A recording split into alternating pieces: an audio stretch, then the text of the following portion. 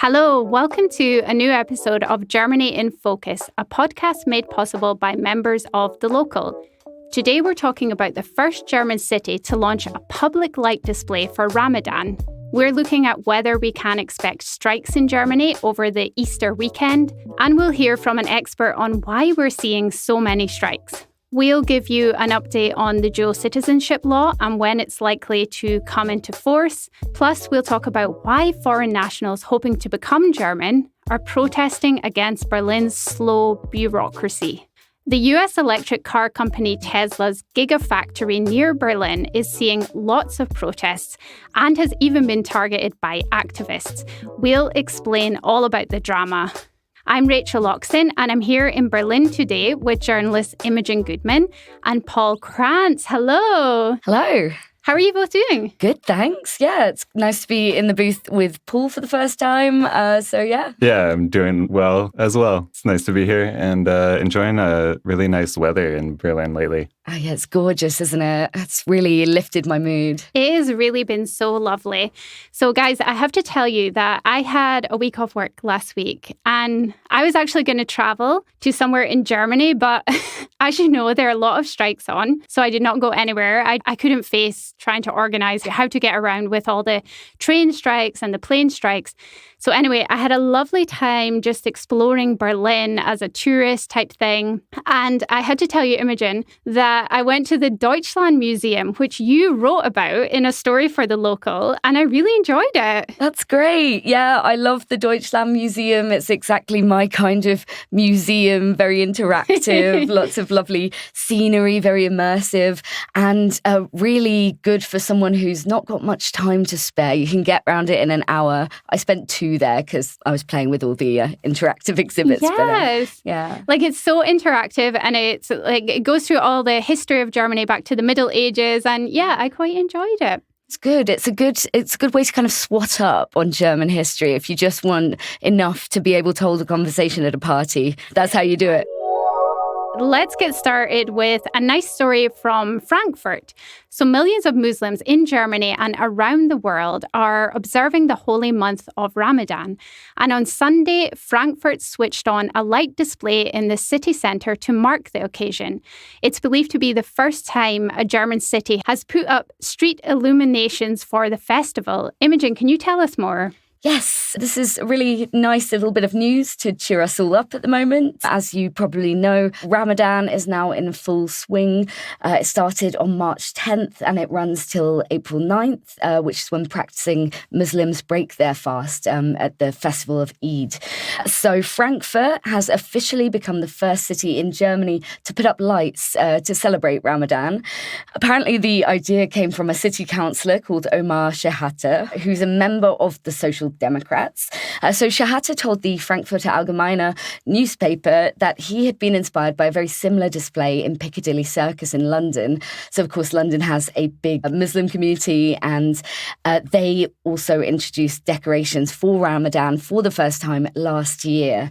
So if you do happen to be in Frankfurt sometime soon and you want to see this display, you can head down to Große Bockenheimer Straße. That's a pedestrianised street in the city centre. It's normally where you'll see your Christmas decorations around November and December. So this time around it's Ramadan and it looks like a lovely display. It's got a huge Happy Ramadan sign. There's lights in the shape of stars, lanterns, crescent moons.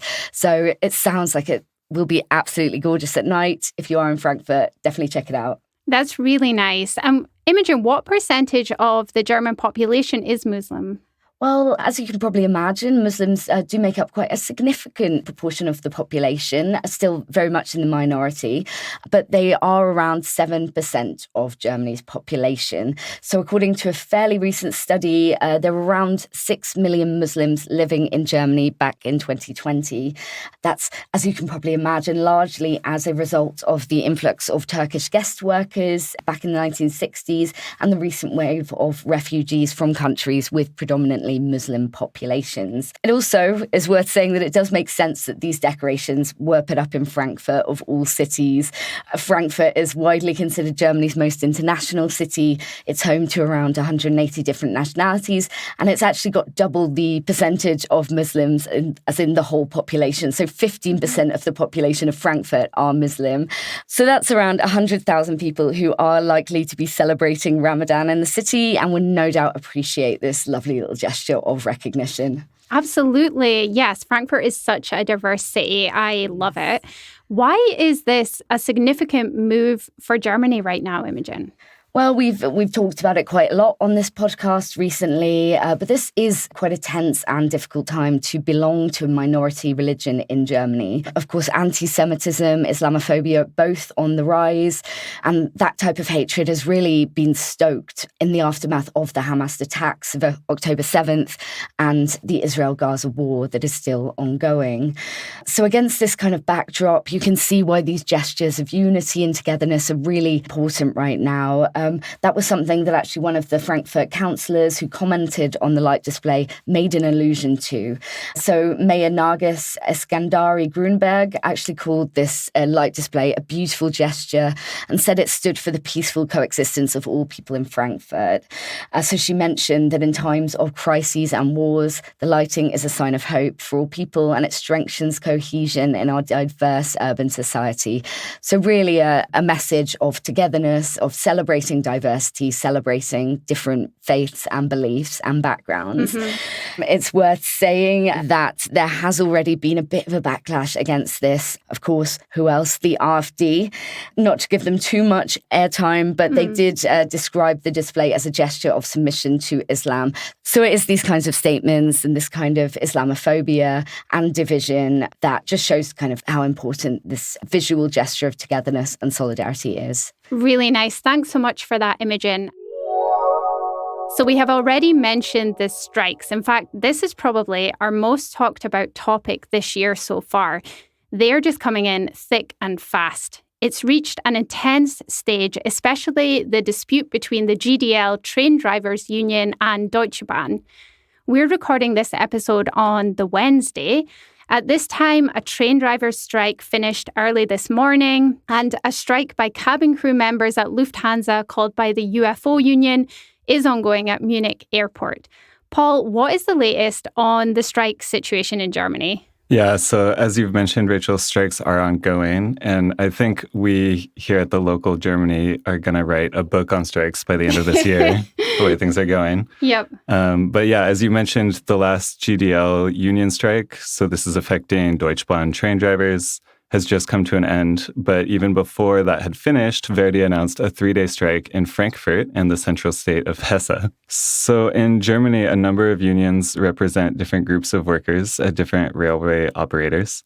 One we're hearing a lot about at the moment is the GDL, the Union of German Locomotive Drivers, which covers Deutsche Bahn train drivers. And then there's Verdi, which represents transportation workers at many of the municipal transportation companies. Then there are smaller unions representing workers in some specific regions as well. So all of these unions have been striking a lot this year because it seems train drivers and transportation workers across the board are really not happy with their working conditions. And on occasions, when multiple strikes are overlapping, passengers are really left with very few options.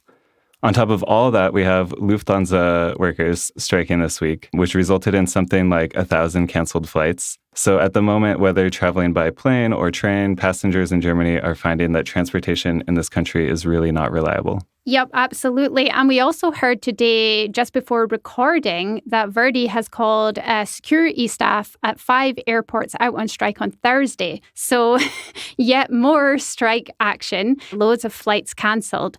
So one thing that is getting really tricky is planning because, for example, the train strikes are now being called at short notice. And at the time of recording, there hasn't been any resolution on that. What do we know about the possibility of strikes over Easter, Paul, when a lot of people will have travel plans? I would say they're definitely a possibility. So GDL union boss Klaus Wieselski has warned that going forward, Deutsche Bahn train driver strikes could come really at any time. So as opposed to like a 48-hour notice that was usually given in the past, a strike could happen, tomorrow. And so he went as far as saying that rail is no longer a reliable means of transport in Germany. And additionally, he has not ruled out the possibility of strikes over Easter weekend. So I think Easter travelers should really consider that Deutsche Bahn strikes over that holiday weekend are a very real possibility. It's also possible that further Verdi strikes could hit that weekend, including strikes which would affect airlines. In fact, Verdi is set to negotiate next week on March 20th on behalf of Dusseldorf airport staff, and the Verdi secretary there has already warned that Easter holiday strikes cannot be ruled out if a compromise isn't reached. Thanks so much for that, Paul. Do you guys have any tips for people traveling to Germany or in Germany at the moment with the strikes going on? My tip would be to look into Flixbus or Flixtrain tickets. I know from personal experience that a Flixbus journey is not nearly as comfortable as an IC train ride. And also it should be noted that those bus ticket prices will go up when strikes actually hit. But if you have a Flixbus ticket in hand, you're definitely going to go. Mm-hmm. Yeah, that's a really good point. It's a lot more reliable. Obviously, they are a private company. I'd personally say usually check in advance. But as you mentioned, Paul, that's not really that realistic now with these strikes being called at short notice. So my actual advice this time around would be to get a bike. The weather is getting sunnier and warmer. It's the perfect backup plan for when public transport lets you down. Yeah. And as we've been discussing, it's letting you down pretty much every day. In fact, it's unusual when it is running, when everything is running at the moment. I think the other thing is that with long distance travel like rail and flights, you often can postpone your journey or you can take an alternative mode of transport. So like you mentioned, Paul, the Flixbus, or if you want to take the plane and your flight is cancelled, often for domestic flights, you can take the train. So look into that and make sure that you can find an alternative. Yeah, even if you're visiting, you should get a bike. Yes. Just for a few days, rent a bike. Definitely. Great. Really nice tips there. Thank you, guys. Let's hear now from economist Friedhelm Pfeiffer. He is a senior researcher at the European Centre for Economic Research based in Mannheim, southern Germany. I asked Friedhelm why we're seeing so many strikes in Germany. One reason from my point of view is that the inequality is very high in Germany. And since the inflation was very high, especially among foods, it's in the last 4 years, 30%. And so low and middle income people suffer the most from this. And unions traditionally fight for them. So do you think that the unions, they actually have a lot of power at the moment then? That's a good question. Unions in Germany traditionally have a lot of power compared to other countries in Europe, for example. But this power deteriorated somehow in the last 20 or 30 years.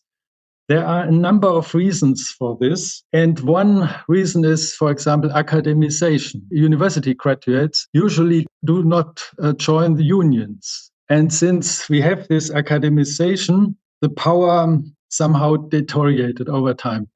And another reason is what is called digitalization. So a lot of jobs, especially in this sector where unions work, are done now by robots.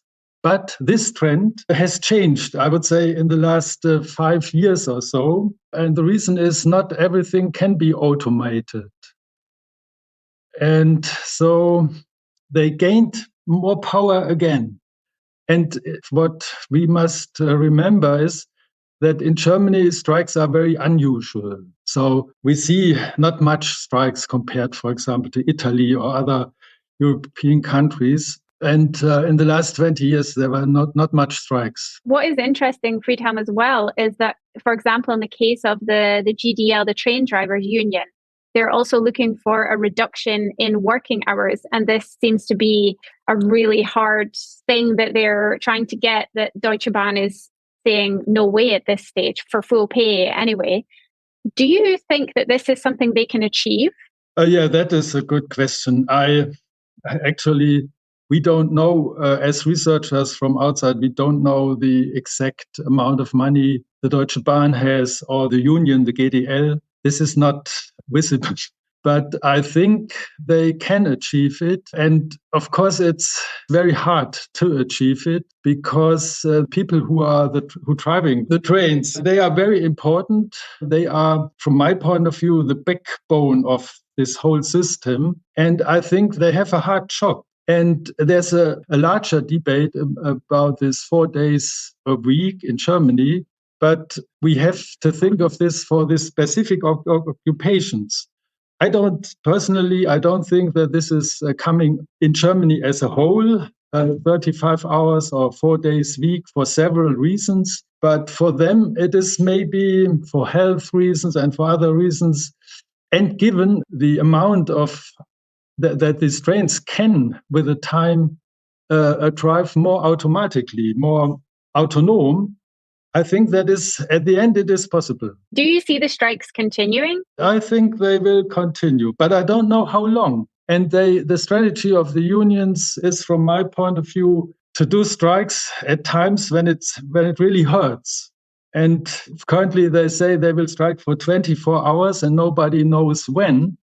And this is something that is really effective somehow. Is this damaging for Germany, for example, for the economy and for public support and things? How do you see these strikes impacting Germany as a whole? It has, of course, a lot of side effects on the German economy.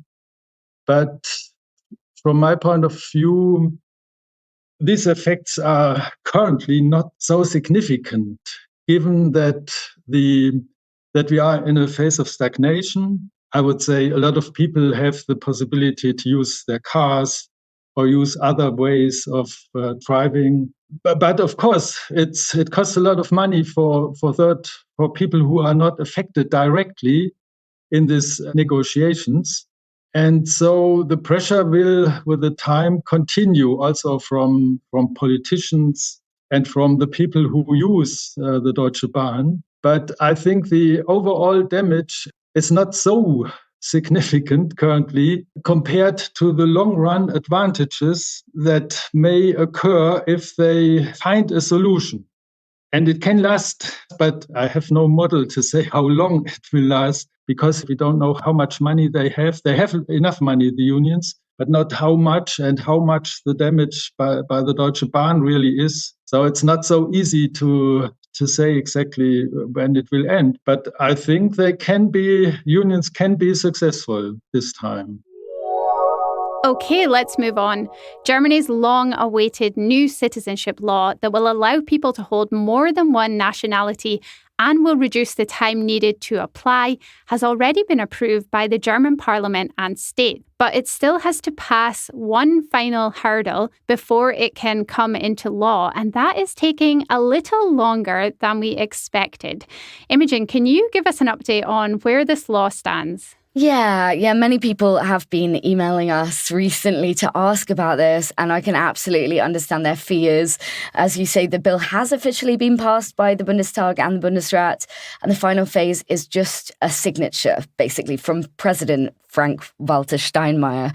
We've been told by officials at the president's office that this normally takes around 2 weeks, so we were really expecting this to happen in mid-February. But unfortunately, like many stages, possibly every single stage of this bill, things are yet again taking longer than expected. So as of today, around 6 weeks has passed since the Bundesrat vote on February 2nd, and we're still on tenterhooks waiting to hear that the bill has been signed off. I'm on subscribed to every email list, waiting for that alert to hear that it finally has that signature. So as I say, we have been chasing this up. We have looked into it, but so far nobody can really explain why there is such a long delay. A few possible reasons may be that the government wanted to get other important bills like the budget through first and have just ended putting this on the back burner. Another explanation could be that they are deliberately dragging their feet a little because this is a really drastic change, and maybe they feel like that 3 months they've given themselves for implementation just isn't quite enough to get things up to scratch at the naturalization offices. So we're not expecting this to be reversed, but maybe there's a little bit of cold feet there and a little bit of fears about what will happen when this bill comes into force. So that could be an explanation, but that is, as I say, just pure speculation at this point. That is interesting. So we had originally thought it would come into force in May or even June. Now what are we thinking? Well, what we've heard from the Interior Ministry and other sources is that the government is still determined for this to go through and be implemented in the second quarter of the year, which would suggest that they're still going for kind of a June deadline this year. So after the bill is signed, as I say, there's a 3-month implementation period. So if it happens in the next few weeks, that would bring us up to late June or even early July. That does seem to fit the timeline we've heard from the authorities. I've more recently heard the date of July 1st bandied around. So like I say, sometime in summer rather than spring is starting to look more likely. Okay, and we'll definitely keep on top of this. Yes, definitely. We'll keep you all informed. We talked in the last episode about the problems and delays that Berlin is having with dealing with citizenship documents. So the authorities introduced an online application system for citizenship at the start of the year, but they have a massive backlog of cases submitted before then that have still not been processed. Imogen, you went to a protest about this recently. What was going on there? Yeah, this is an incredibly frustrating situation for people in Berlin, and particularly those who submitted a paper citizenship application before the opening of the new immigration office, the LEA, and the switch to a digital system. So just to break it down a little, last year, Berlin still had a very analog system for applying for German citizenship. So you would have to email someone at first at your local borough.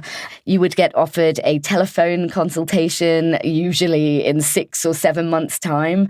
You then get sent a paper application form and a list of the documents you require, and then you have to gather all of these and send it off by post. So really, all very analog, all very slow. One major problem was that this was all handled by skeletal staff in each of the boroughs. This led to huge backlogs of applications, particularly in boroughs like Pankow that were notorious for making people wait years to get their passport. So since January 1st, the good news is that this has all changed. Everything can now be done online. There is a pre-screening system that tells you if you're eligible, what documents you need. You can fill in your application online, upload your documents, and send it off that same day. We are actually hearing that people who are using this system are getting their citizenship in a matter of weeks or just a few months, which is insanely quick compared to the amount of time people were waiting before. So it all sounds great.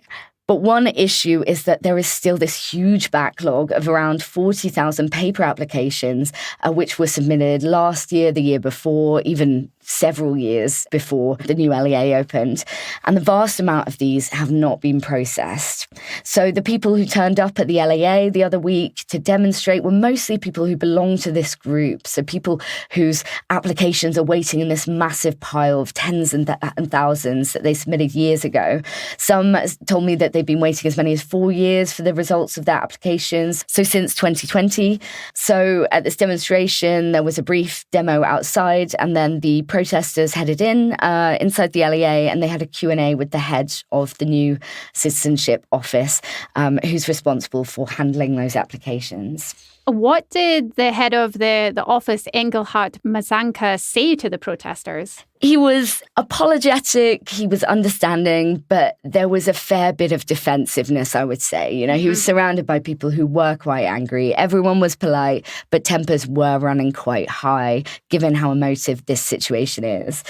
So he said that the delays with that backlog of those 40,000 applications are all to do with the fact that this mountain of paper all needs to be scanned in and digitalized before it can be processed. So they have hired a contractor to do this, but they're in arrears. They were meant to get this done by the end of last year. They haven't done that.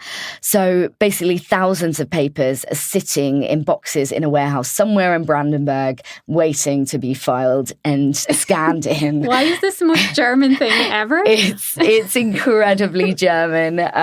Just that idea of that mountain of paperwork and those poor contractors scanning it all in. So at the moment, they're working a apparently at a rate of around 300 or 400 applications a day. So the LEA is getting 300 to 400 old applications. They're also getting 100 new applications. Matsanka kind of admitted that it was unfair to prioritize the newer ones, but he kind of said, well, I can't really process the applications until I have them. Another issue is that the LEA is kind of facing this backlog, and the longer they wait, the more work they have because they have to chase up, well, is this up to date? Are the documents up to date? Is this job up to date? So really it is a race against time. Another reason it's a race against time is that with the new dual nationality law coming into force, things are about to get a whole lot more intense. There's going to be potentially tens of thousands more applications coming in. As many as 300,000 people in Berlin are eligible to apply and basically have no idea what's coming to them at the end of the year. They have no idea how many people are going to apply. So the unofficial advice is potentially for those people who did submit a paper application is to resubmit an application online. Matsanka was quite careful with how he worded this. He said, I can't tell you to do that, but if you were to do that voluntarily, entirely of your own accord, that might help us and it might help you. So I think the hint is quite clear there. Yeah. Pay that money again, submit the application again online. You may well ask, well, why should they have to? Yeah, I mean, that's like, what, 255 euros or 255, exactly. It's not a small amount of money. And then there's getting all the documents again as well, which also costs money. Yeah, really interesting. Thank you for that, Imogen.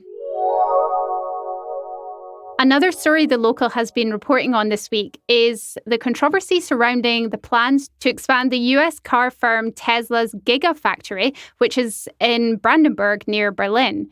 So Elon Musk is the founder and CEO of Tesla. On the day we're recording, he's actually visiting the site, I saw. But as things stand, the factory in Grünheide opened in March 2022. It did create lots of jobs in the area, around 11,500 in total. So what's going on with it now, Paul? So recently, Tesla has gotten more serious about its plans to expand its Gigafactory. So currently, the factory is already quite large. It covers 300 hectares, and it was reportedly able to produce 200,000 cars last year. But Tesla wants to improve access to the site by adding a freight depot and more warehouses. And it also says it wants to add a company kindergarten. And altogether, this expansion would increase the factory's footprint by 170 hectares. And this would also require clearing another 100 hectares of the surrounding forest. But the majority of local residents are opposed to Tesla's expansion proposal.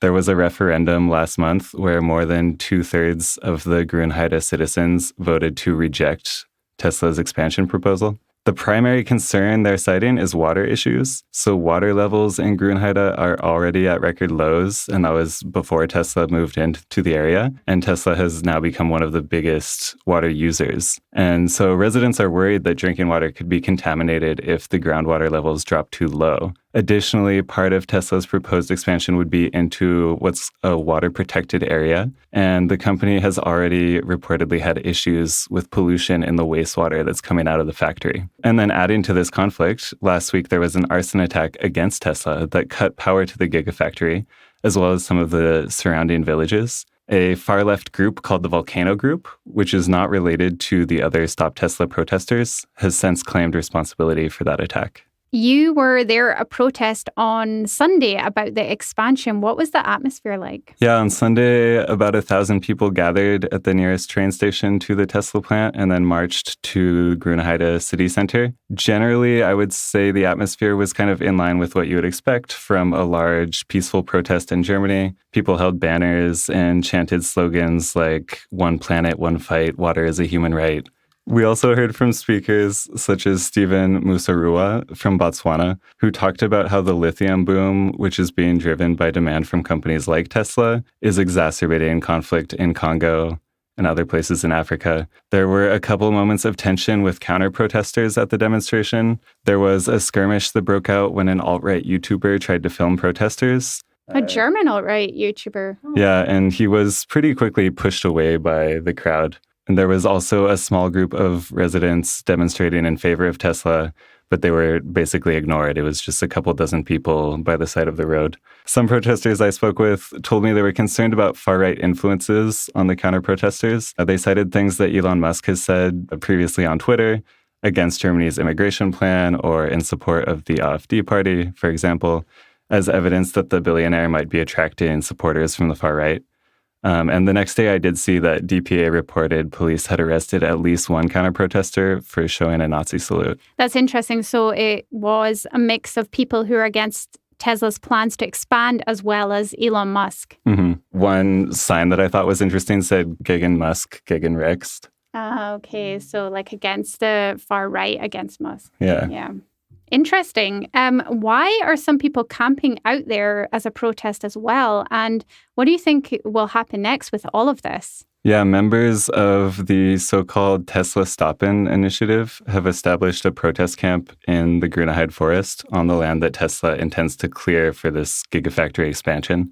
So they've built a number of tree houses, which are basically small wooden platforms or rooms suspended several meters in the air, where some of the activists are currently living. And the idea is basically to physically occupy the space to prevent Tesla from coming in and clearing the forest. If you're familiar with recent climate justice struggles in Germany, similar tactics have been used at other places, like at Lützerath or the Hambach forest occupations, where activists built treehouse camps to resist the expansion of massive coal mines in West Germany. The camp at Grünheide was granted permission to legally gather there until Friday the 15th of March. So local police could be expected to try to evict the protesters as early as next week after that permission has expired. But the police so far have said they don't have immediate plans to do so. I do think ultimately it will come to a forceful eviction because many of the campers that I spoke to told me they will stay there until Tesla's expansion plan is stopped. One protester living in the camp that I spoke to told me they weren't scared about facing the forceful eviction.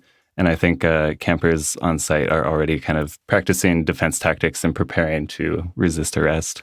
Do you think that Tesla will change their plans at all? Or does it seem like at the moment they are continuing with it? Yeah, that's an interesting question. I think Tesla kind of repeatedly has expressed this willingness to work with local residents, but at the same time, they've always pushed forward with their own plans. And also local politicians so far have kind of gone out of their way to support the company in going forward with these plans as well. So from the protesters' side, I think a lot of people are very wary that the wishes of the local residents will be respected. Thanks for that, Paul. We'll include a link to the story in the show notes as well as the other stories we've been covering today. Okay, that's it for this week. Thank you so much to all our listeners. As always, we will add links in the show notes for the stories we've been talking about. It would really mean a lot to us if you hit follow, left a rating or a review wherever you listen to your podcasts, especially if you enjoyed us. This week's panelists have been Paul Krantz and Imogen Goodman. Our guest was Friedhelm Pfeiffer and our sound engineer is Rhys Edwards. I'm Rachel Loxton. We hope you enjoyed listening and we'll be back again next week. Until then, take care.